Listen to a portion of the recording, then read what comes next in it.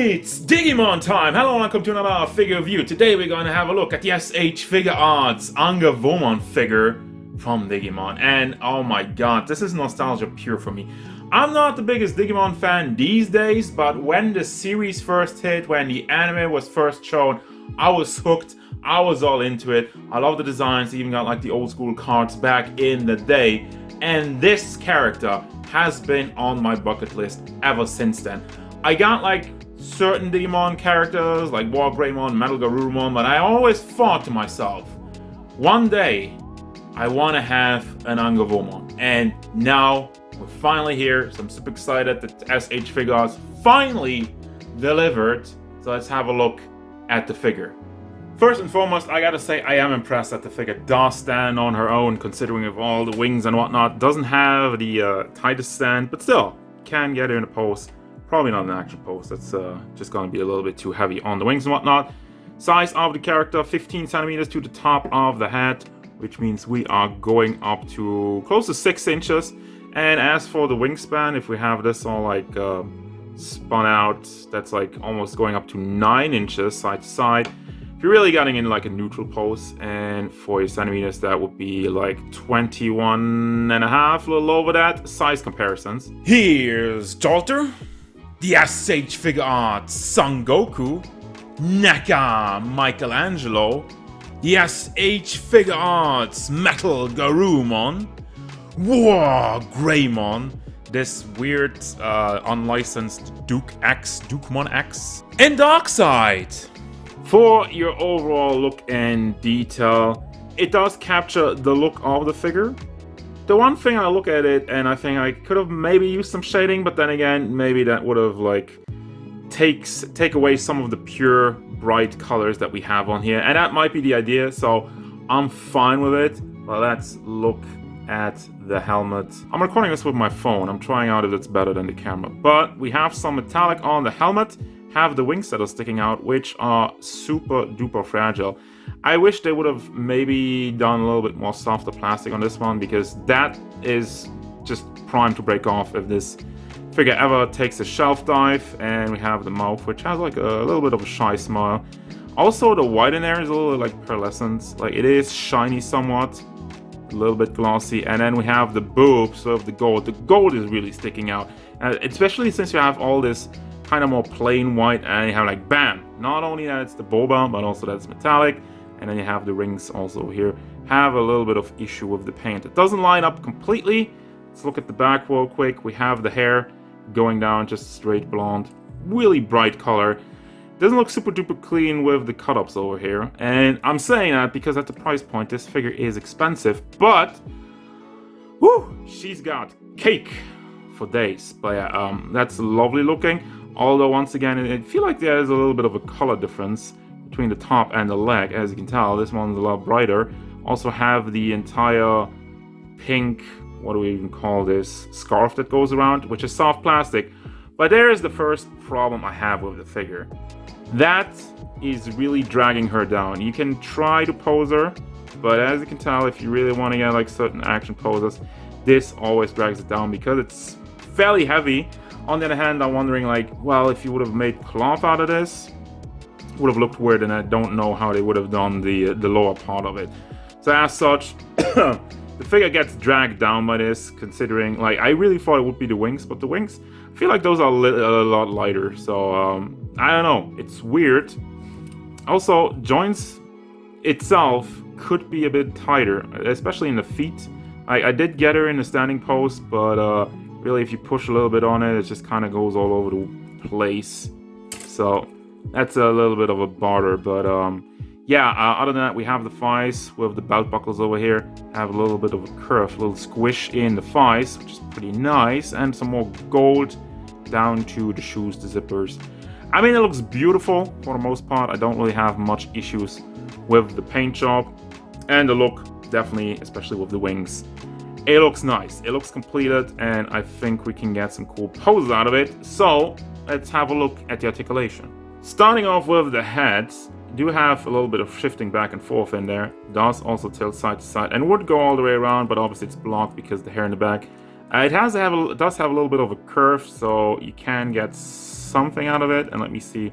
Try to move it forward. Also, the hair kind of pulls it back. And then also to the back. Yeah, due to the hair, don't really have that much. And then you also have the neck. If you combine these two, you can still get some good forward. Backward, not really that much. Does go side to side all the way. And you can see how, just moving it around with one finger, how kind of wobbly it is. For the shoulder articulation, you have this big, well, it's not actually butterfly joint, I think. Or is it? I think it's just there to cover it up, and my camera's freaking out. So I think also this part is a bit excessive. It does try to cover up the joints, but it still looks somewhat weird. If you reposition it, it does work a little bit better, but still. So we do have a ball hinge in there, and you can rotate also on the ball. So let me try to bring this forward as it just kind of drags down again to the back. And yeah, that's about it. Don't have a, oh, we do have a swivel hidden under here. I thought there was none, but there is one. Then we have the big ball hinge in the elbow. Let me move that up. As you can tell, this is just kind of, we also have one hinge down there. This part is just connected, it doesn't have a hinge. And was it always like more wrapped up on this side than it was on this side, or has it already been disconnecting? I don't know. Not sure about that. Then we have another ball hinge in the hand, so you can bring that up and down, and you can also rotate on the ball or on the hand. For the chest area, can bring that back and forth quite nicely. It does tilt side to side. Let me get a good grip at the boba. Yeah, that's the best. That's just the best way to hold on to it. I'm not trying to perv around. And also tilts side to side. I'm just going to move to the wings real quick. We do have hinges just packed in also, so that's the best way really to do it. So you can bring it inside, can bring it forward quite a bit, goes quite nicely, and you can also rotate it on the ball. Goes for all the wings. I don't know why you have like the big connection up there and then like just the smaller ball hinges. It essentially does the same thing. It's kind of limited a little bit more in the forward motion, but still does the job. We do have actually some hip articulation. I didn't find that at first, but it's hidden under there. Nice and clean. Has just a little bit of wiggle motion back and forth, and mostly a swivel with just a little bit of wiggle. Goes out to the side for the legs, goes forward, goes to the back, and do have some rotation there. Can you pull this down?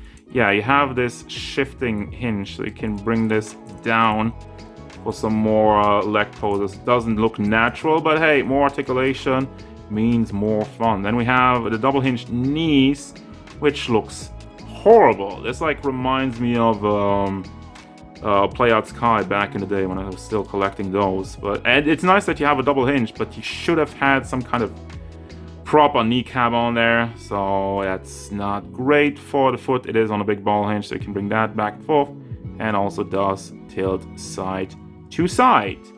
For your accessories, I'm just gonna get this thing right out of the way. We have this tiny little clamp, which is going on her back. I tried it before. Let's see if I can do it again. Just kind of wiggle that in there. Camera's freaking out. Sorry about that. And it has, well, of course it's not working now. Now it's gone. I'm not running after it. So that's the alternative way to connect her to the base, but you also have the classic SH Figuarts grappling arm. Also have a lot of hinges on here, which is quite tight, I might say. So that's bonus for that. Figure should have been as tight as that. Then we have this big base, which will take up way too much space. Haha, that rhymes. I don't like that. And we have these two face sculpts, which, yeah, they didn't put any eyes on there, but I guess they're not supposed to. It still looks spooky like that, but you're not supposed to display it spooky. You're supposed to display it with the helmet, so you have like a surprise face and like a slightly angry face. I don't really know about that. Then we have the angel wings when she shoots the arrow, which is just connected to the hand. Well, where was it again? Take out the hinge for the hand, take out the connection, and just slide this in. So you have that, and you also have, of course, the golden arrow, which I really love the paint on there. Has like a light, a lot more brighter gold metallic. Then you have two fist hands, classic stuff. And then you have one pointy finger and the other one to shoot the arrow, which I guess you could use both to shoot the arrow. Kind of like aim, fire, right? That's probably what it's for. And there you go.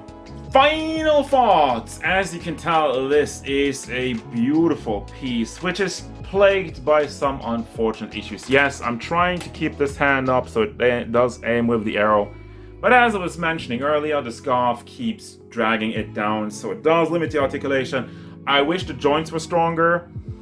And other than that, yeah, the knees also look awful. I have the bent knee because I wanted to do a little bit of a dynamic pose, but I mean, it looks shit. Anyway, other than that, I mean, like, execution-wise, the figure looks great. It looks like Angewomon.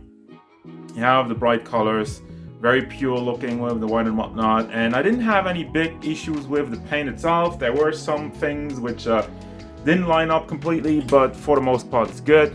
And also, like, you have this little clamp, which I showed earlier, which you're supposed to just attach to the back. It doesn't work. I tried it. Like, for me, it didn't work. I tried it out like 20 minutes to get it on there, and then it just popped off the base or popped off the back. And I get the idea that you're trying to do, like, the Figma thing where it looks cleaner, so you don't have to have this weird arm going around the waist, which doesn't look as clean. But at that point, just put a hole in the back. That's what I prefer so much about Figma. It's just a hole in the back, you put the base in, you're done. It sticks in there, it stays in there, and you don't have this fiddly garbage, which I don't like.